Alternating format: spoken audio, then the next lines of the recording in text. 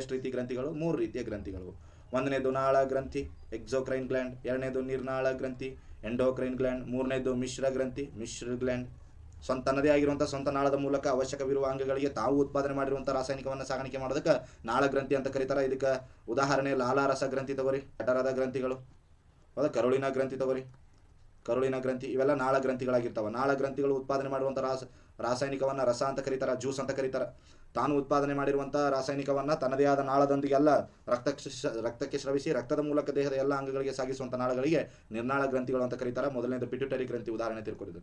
ಹೌದಾ? ರಗಡದ ಪೀನಿಯಲ್ ಗ್ರಂಥಿ, ಪಿಟ್ಯುಟರಿ ಗ್ರಂಥಿ, ಥೈರಾಯ್ಡ್ ಗ್ರಂಥಿ ತುಂಬಿ ತುಳುಕ್ಲಾತಾವೆ, ಆದರೂ ನಡೀತೈತಿ.